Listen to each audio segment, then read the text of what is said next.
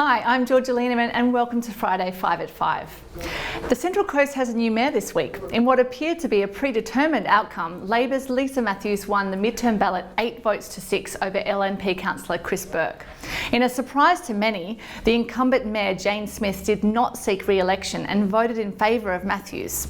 Smith was then elected as deputy mayor, securing the votes of all ALP-backed councillors to win 8 votes to 5 over Chris Burke and 2 for incumbent deputy mayor Chris Holstein. Anything particularly new or different in the next 12 months to the last 2 years? Any new initiatives we can expect? Just step into the position. What we need to do is actually have a good look at what's on the books, because obviously there's been lots of things that has come onto the books. What I'd like to do is take some opportunity to have a look at what's there and obviously look at where we need to go forward. But look, you know, it's a steady ship.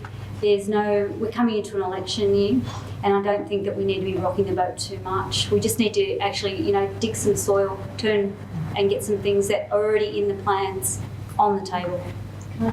New South Wales Premier Gladys Berejiklian will hold a community cabinet meeting on the Central Coast on Monday. The meeting at Mingara comes at a time of increased tension between the state and the Central Coast Council. State Parliament has had its own fractious moments in recent weeks, with claims of corruption and the passage yesterday of the controversial bill to decriminalise abortion. The Leader of the Opposition is running a protection racket. The Minister is like a dog returning to his own vomit this afternoon.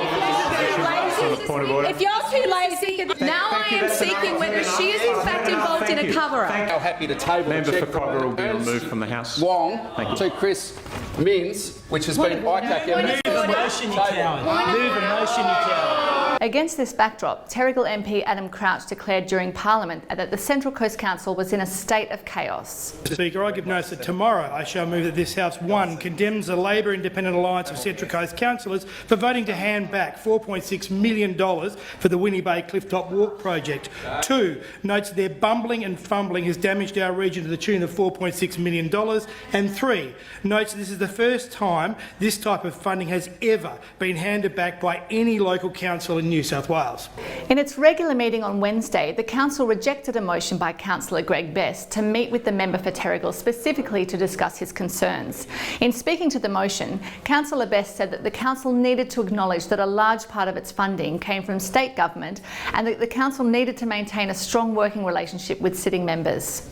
So, councillors, come and shoot the messenger all you like. What I'm trying to do is make certain that we keep corridors and avenues open to pick up millions of dollars of funding for our community instead of having petty political squabbles that seem to be going on regularly.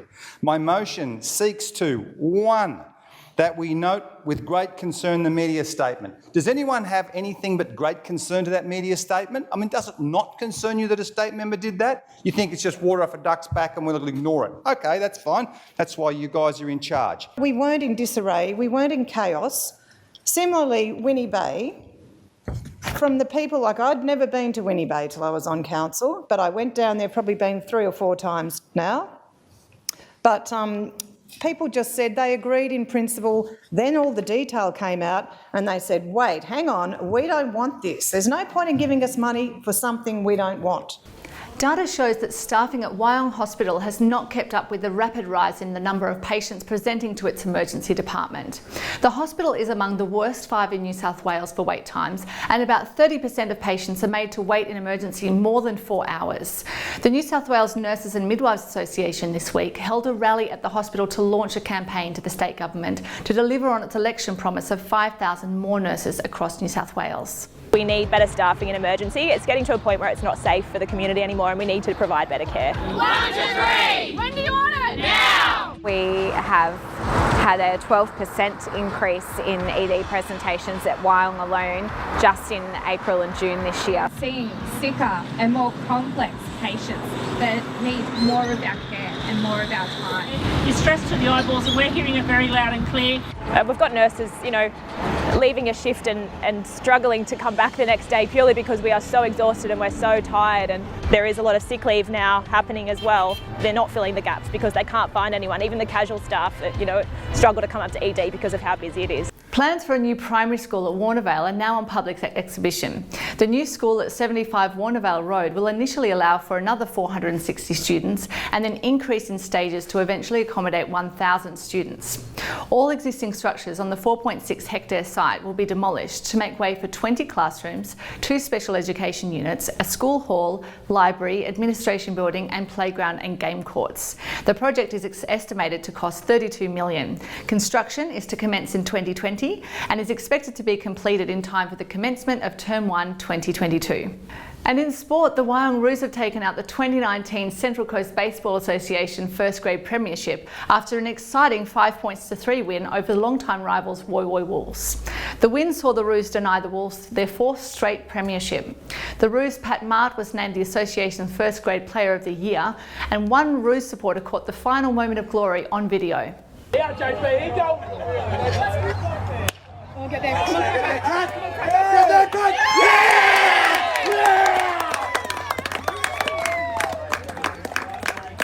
And local AFL fans gearing up for the 2019 Grand Final this Saturday may recognise a familiar face taking to the field.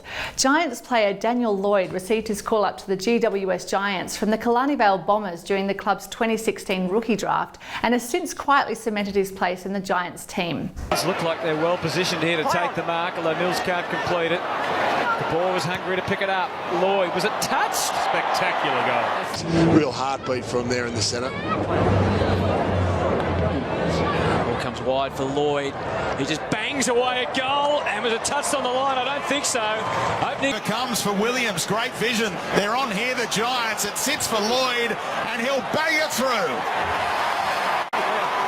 You've got an interesting story to tell, a kid from Killarney Vale, as you said before we started having our chat, and you're going to be Giant for another year. It'll be your 6th year of footy next year. How does that feel? How does that sit with you? Yeah, I guess if you had told me at the start that I'd still be here now, I probably wouldn't have believed you, but it's been an unbelievable journey, not just for me but for my family as well, and we're super excited for what's to come, and I'm proud of where I am now, but I'm looking forward to taking more strides in my career.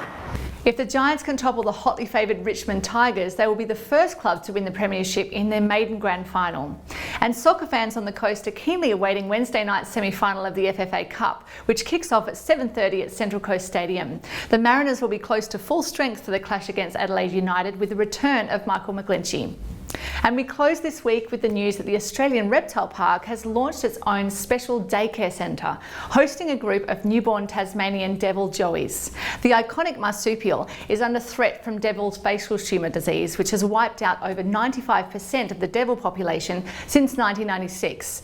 With no cure in sight, conservationists are hoping wildlife sanctuary programs like Devil Daycare can help breed a generation of devils free from the disease. CCN's Lucy Eluga ventured into the park to see how those little devils were behaving. These guys were actually bred here at the Reptile Park with our sister organisation Aussiark. So these guys, they do have very, very good genetics. So with certain devils, we don't breed them at Aussiark. We might actually breed them here at the park because I can control which male and which female actually breed together. So these two, because they're quite little, they are a little bit more cheeky in general. So as your devils do get older, they tend to chill out a lot more, to put it in layman's terms. But these guys, when they are quite young, what they want to be doing is keeping themselves latched on a teat.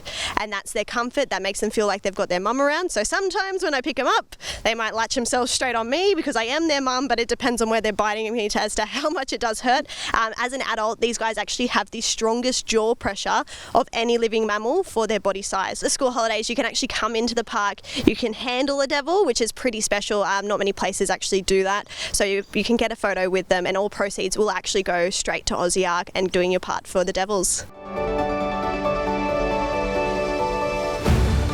Thanks again for watching. Please subscribe to our YouTube channel and we'll see you next week for Friday's 5 at 5.